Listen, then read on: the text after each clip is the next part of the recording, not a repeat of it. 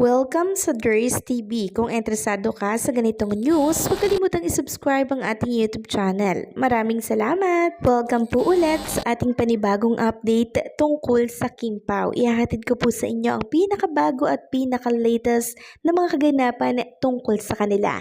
Kaya naman kung hindi ka pa subscriber ng ating channel, pindutin nyo na ang notification bell para lagi kayong updated sa mga balitang trending at napapanahon.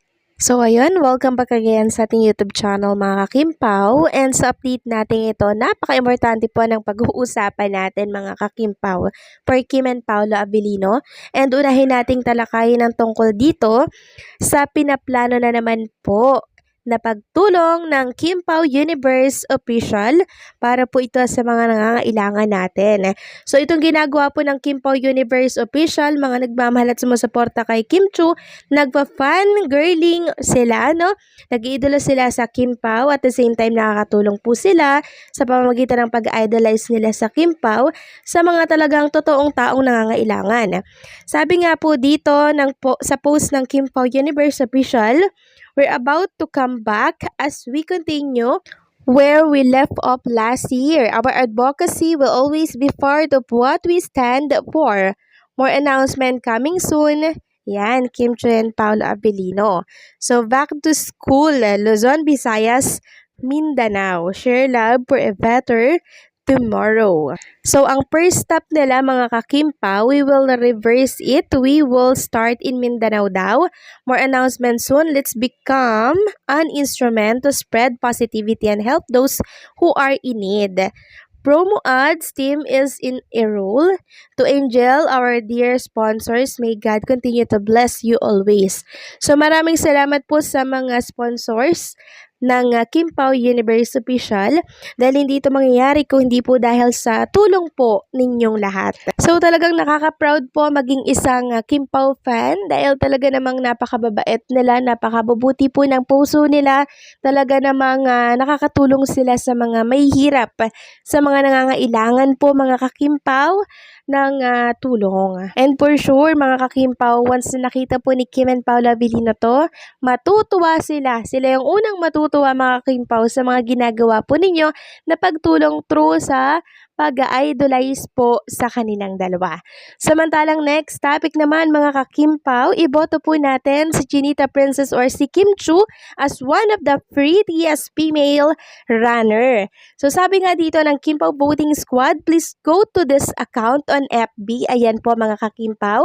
Hanapin niyo po sa Facebook ang prettiest female runners. Meron itong 1.1k likes, 1.3k na followers. So pagkatapos po ng update natin, pwede niyo po yung bisitahin and i-follow niyo po yan, and syempre boto niyo po si Kim Chu as one of the prettiest female runner. So, ito po yung vision and mission nila and our grant and guidelines to nominate. Join us in recognizing remarkable women.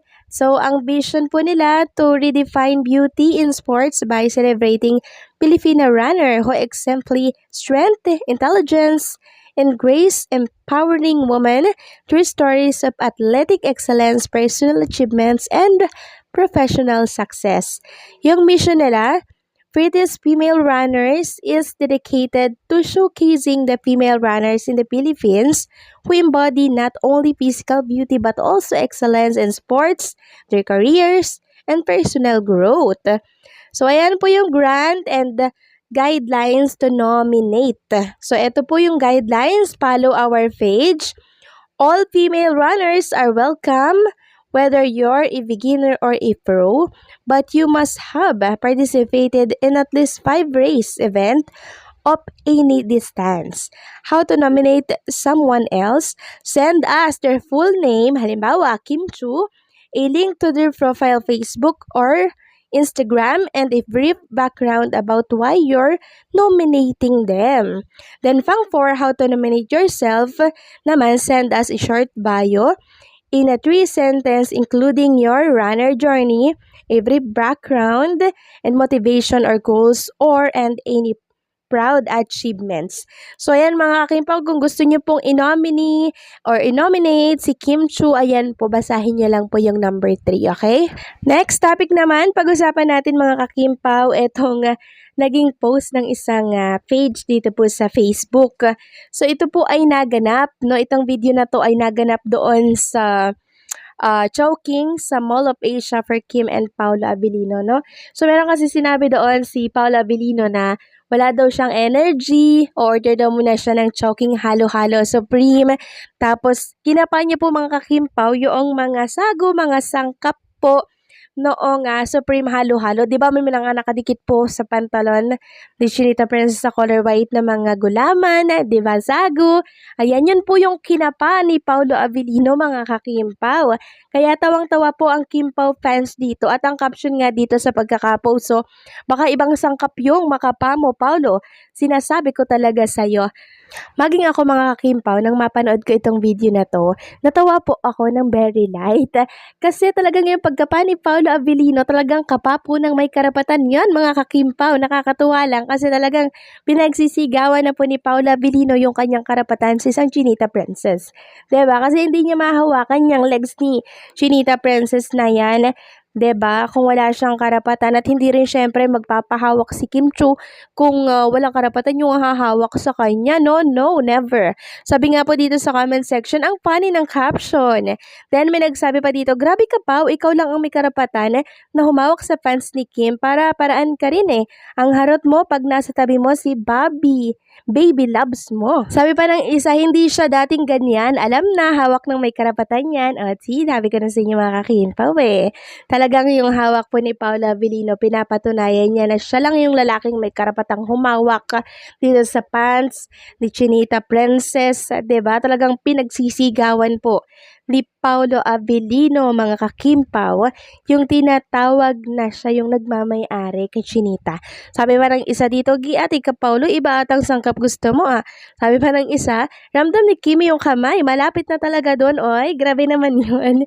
Natawa ko ng sobra na dito sa mga pinag-uusapan po nila. Sabi pa ng isa, anong sangkap niyan? Sir Paulo, malapit mo na siyang mahawakan agoy.